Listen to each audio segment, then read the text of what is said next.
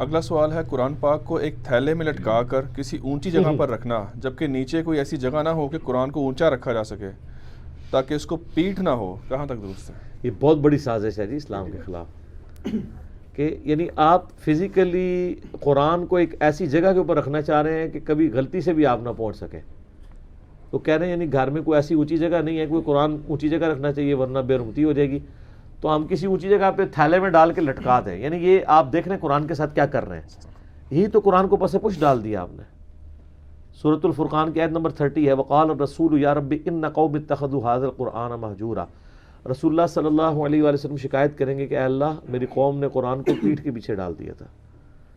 تو یہ فزیکلی پیٹھ کے پیچھے ڈالنا نہیں ہے بلکہ اس کی تعلیمات سے روگردانی ہے. تو یہ بھی تعلیمات سے روگردانی ہے کہ آپ نے اس کو ٹیشی دے چڑھا دیتا ہے، اور اتنے بڑے بڑے غلاف ہوتے ہیں کہ ان کو لپیٹنے اور کھولنے کے لیے بھی نا 3-4 منٹ ریکوائرڈ ہوتے ہیں. میں تو غلافوں کا سخت دشمن ہوں. یہ غلافوں نے تو لوگوں کو قرآن سے دور کر دیا. غلاف کھولنا پڑ جائے، آپ مسجد میں جائیں نا، آپ نے قرآن پڑھنا، آپ غلاف والا قرآن کھولیں گے بغیر غلاف والا؟ آپ کہیں گے پہلے اس کو کھولوں اور اس جو مڑ مٹی بھی نکلے گی. یہ بھی چانس ہوتے ہیں. کہتے ہیں جی قرآن سب سے زیادہ پڑھی جانے والی کتاب ہے، لیکن اس کا تلخ پہلو یہ ہے کہ دنیا میں سب سے زیادہ بغیر سمجھ کے پڑھی جانے والی کتاب قرآن ہے. سمجھ کے پڑھی جانے والی نہیں، بغیر سمجھ کے. اس کا ثواب اپنی جگہ، ہم اسے کنڈیم نہیں کرتے، احترام بھی ضرور کریں. ابو داؤد میں حدیث ہے نا، نبی الاسلام ایک یہودیوں کے مدرسے میں ایک جو ہے وہ معاملہ نپٹانے کے لیے گئے، تو انہوں نے نبی الاسلام کو ایک بڑی گدی دی جو آج بھی عرب کے کلچر میں ہے. نبی الاسلام اس گدی کے اوپر بیٹھ کے، تکیہ تھا بہت بڑا. آپ نے فرمایا تورات لے کر آؤ. وہ جب تورات لے کے آئے تو آپ الاسلام نے اپنی پیٹھ کے نیچے سے وہ گدی نکال کے سامنے رکھی، تورات کو اس کے اوپر رکھ کے رسپیکٹ دی، حالانکہ ٹیمپرڈ تورات تھی، اور فرمایا میں ایمان لایا اس کتاب پر اور اس کو نازل کرنے والے کے اوپر. اور پھر آپ نے وہ رجم کی سزا کا فیصلہ کیا. انہوں نے چھپا لی تھی وہ آیات. تو نبی الاسلام کے ساتھ صحابی تھے جو عبرانی زبان جانتے تھے، انہوں نے کہا یا رسول اللہ انہوں نے چھپا لیے ہیں، اس کے نیچے وہی سزا ہے. کیونکہ اشرافیہ کے لیے اور قوانین رکھتے تھے، وہ غریبوں کے لیے اور. تو اس میں یہ ہمیں پتہ چلا کہ نبی الاسلام نے تحریف شدہ تورات کو بھی تکیے کے اوپر رکھ کے رسپیکٹ کا پہلو رکھا ہے. لہذا قرآن بھی تکیے کے اوپر، کسی ٹیبل کے اوپر پڑھتے ہوئے رکھنا چاہیے تاکہ رسپیکٹ کا پہلو رہے. البتہ یہاں جو ہمارے معاشرے میں مت ہے نا کہ ہماری بڑی بوڑھیاں تکیے پہ بیٹھنے نہیں دیتی ہیں، چاہے اس تکیے پہ کبھی انہوں نے قرآن پڑھا بھی نہ ہو. وہ کہتے ہیں تکیے پہ بیٹھنا گناہ ہوتا ہے. اس کے پیچھے مت یہ ہے کہ چونکہ تکیے پہ رکھ کے بوڑھی عورتیں قرآن پڑھتی تھیں اونچی رکھنے کے لیے، تو اب وہ دنیا کا ہر تکیہ جو ہے نا وہ قرآن کے ساتھ اٹیچ ہو چکا ہے. تو ان کو میں پھر یہ پھکی دیتا ہوں کہ یہاں تو نبی الاسلام تکیے پہ بیٹھے تھے اور آپ نے اپنی پیٹھ کے نیچے نکال کے تورات کو رکھا، رسپیکٹ بھی دی. تو آپ کی ڈاکٹرین میں تو غلط ہے.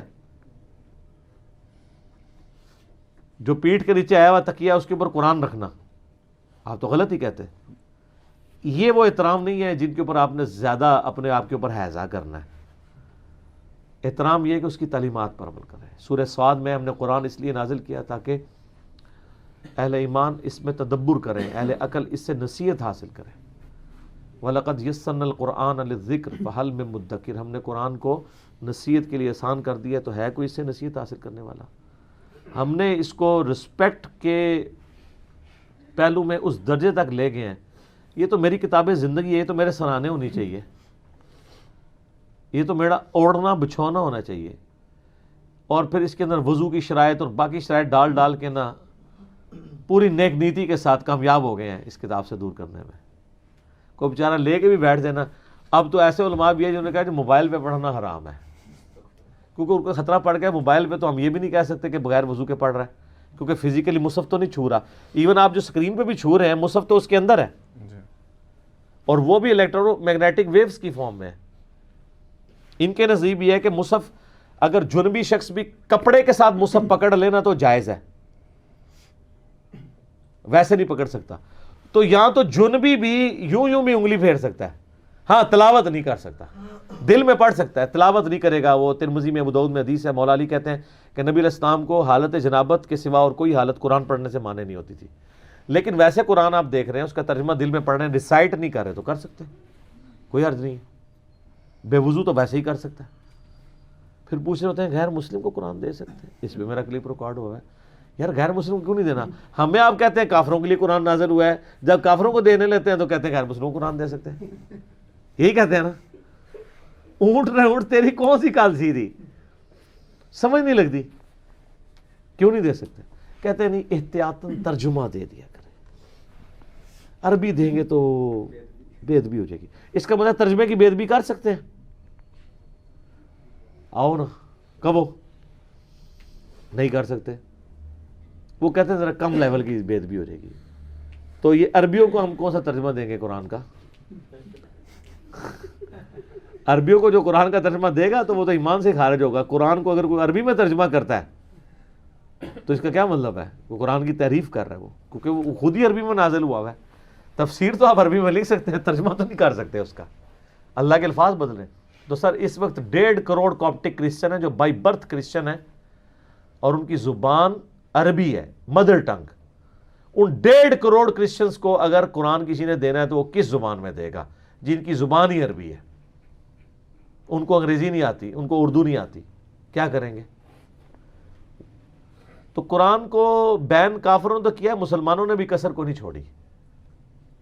یہ سب کانٹیننٹ میں باقاعدہ سازش ہوئی ہے. اسی وجہ سے تو 1,500 سال تک، یعنی یہ 1,000 سال تک یہ سارا معاملات کہانیاں چلتی رہی ہیں. جیسے ہی ترجمہ ہوا ہے تو آپ دیکھیں کہانیاں بند ہونی شروع ہو گئی ہیں. بخاری کا ترجمہ 1920 میں ہوا ہے. یہ ترجمہ آپ ذرا امیجن کریں آج سے 500 سال پہلے ہو گیا ہوتا، ہلچل نہیں مچی ہونی تھی. لیکن گھبرائے نہیں، ہوا تو 1920 میں ہے، لیکن 2020 کے اندر اتنا کچھ ہو گیا کہ اور صرف چند ایک سالہ نہیں مار ہے، بچنا کسی نے نہیں ہے. انشاءاللہ تعالی سب تک گل پہنچ جائے گی. ان کی آنے والی نسلیں چینج ہو رہی ہیں. ٹھیک ہے. اگلے دن ہمارے ایک جاننے والے ہیں تو ان کو ایک ڈاکٹر صاحب ملے تو مجھے بتانے لگے کہ وہ ڈاکٹر صاحب جو ہے نا وہ بڑے کٹر قسم کے، اسٹرانچ قسم کے بریلوی، اور ان کے بچے جو ہیں وہ میڈیکل کی تعلیم حاصل کر رہے ہیں.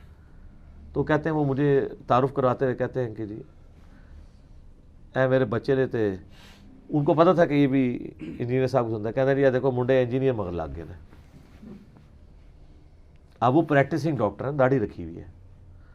بچے کہتے ہیں جی لاجیکل ہم سے بات کریں. تو وہ کیسے کریں لاجیکل؟ جو عقائد اور نظریات کی لاجیکلی پروف ہی نہیں کر سک رہے، جو ان کو ہانٹ کر رہے ہیں، وہ لوگوں کیسے پیش کریں؟ اس پلیٹ فارم کے سوا کبھی کہیں آپ نے یہ بات سنی ہے کہ یار ساروں کو سنا کرو پھر دیکھا کرو کون صحیح بات کر رہا ہے؟ تو میں کیوں کہتا ہوں؟ اس لیے کہ مجھے پتا ہے کہ میں جو کچھ کہہ رہا ہوں میں نے تو اپنی آنکھوں سے پڑھا ہوا ہے، اور باقی تو کرا رہے ہیں کہانیاں. رات کو میرے قریبی دوست ہیں اسلام آباد میں نا، تو ان کے پاس ان کے بچپن کے کلاس فیلو بیٹھے ہوئے تھے. وہ بتانے لگے کہ جی وہ آپ کا کلپ چڑھا ہے نا وہ کہ نماز کا فرض نماز پڑھنا نہیں کافی ہے. تو وہ کہتے ہیں میں نے ایک سینئر آفیسر کو سرکاری اس کو شیئر کروایا وہ. تو اس نے کہا یار یہ کیا کہہ رہا ہے صرف فرض پڑھ لو، یہ کہہ رہا ہے 24 گھنٹے میں 17، ہم تو عشاء کی 17 پڑھتے ہیں. تو انہوں نے کہا سر اس کے نیچے حدیثوں کے نمبر دیے ہوئے ہیں، آپ بخاری میں خود دیکھ لیں. تھوڑی دیر بعد کہتے ہیں انہوں نے آڈیو ریکارڈنگ بھیجی کہ یار میں نے تو خود آنکھوں سے پڑھا ہے، واقعی وہ جو کہہ رہا ہے وہ اس طرح ہی لکھا ہوا ہے کہ فرض نماز پڑھنا کافی ہے. تو یہ ہمارے علماء میں کیا کراتے رہے؟ آپ مجھے بتائیں دنیا کا کوئی مفتی، دنیا کا کوئی بڑے سے بڑا بزرگ، کوئی پیر، جب اس نے اپنی آنکھوں سے چیز دیکھ لی ہے اب اس کے اوپر اثر کر سکتا ہے؟ تو پھر یہ صحیح کہہ رہے ہیں نا کہ علی کو سننا نہیں ہے. کر رہے صحیح ہیں وہ، کیونکہ جس نے ایک بار سن لیا وہ ضرور کتاب کی طرف جائے گا، پھر ان کے ہاتھوں سے کیا. تو اس کا آخری حل یہی ہے، اور معذرت کے ساتھ یہ ایٹیچیوڈ کافروں کا ہوتا تھا. وقال الذين كفروا لا تسمعوا لهذا القرآن وقال الذين كفروا لا تسمعوا لهذا القرآن والغوا فيه لعلكم تغلبون. کافر کہتے ہیں جب قرآن پڑھا جا رہا ہو نا مت سنا کرو، شور مچا دیا کرو، یہی سلسلہ ہے کہ تم غالب آ سکتے ہو. تو شور مچایا ہوا نا سب نے. کوئی فرقہ ہے جس نے اپنا لچنا تلا ہو یہ کہہ کے کہ جی وہ فارغ ہو گیا، تو کہتے ہیں نہیں سارے علماء کا اتفاق ہو گیا. سر سارے علماء کا میرے پہ اتفاق نہیں ہے، آپ کے ہر فرقے پہ سارے علماء کا اتفاق ہے سوائے اپنے فرقے کے.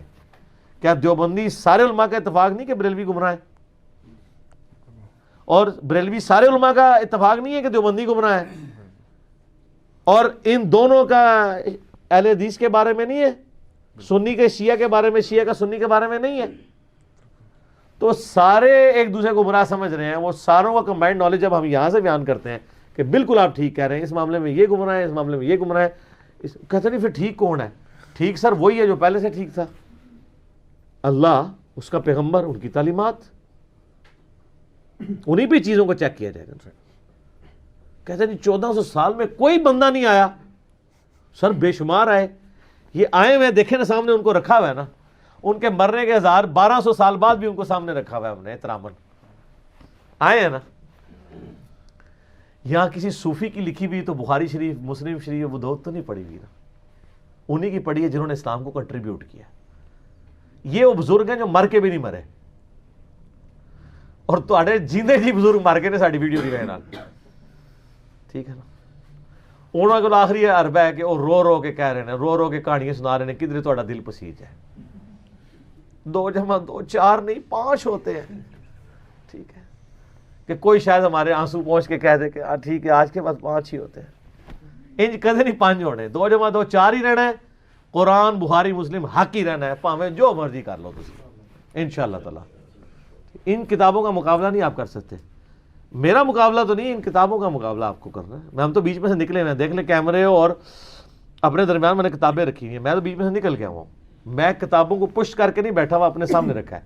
جہاں تسی ٹیگ کرو گے اے جناب میرے کو شیلڈ ہے سامنے, ایک خود تمہیں جواب دے گی. میرے تک تسی پہنچ ہی نہیں سکتے. میرے تک ایک صورت پہنچ سکتے ہیں کہ آپ ان کتابوں کو مان کے آگے ہمارے ساتھ بیٹھ جائیں. بالکل ٹھیک ہے, صحیح کہہ رہے ہو انجینئر صاحب, این جی لکھے, اور کوئی طریقہ نہیں. ٹھیک ہو گیا.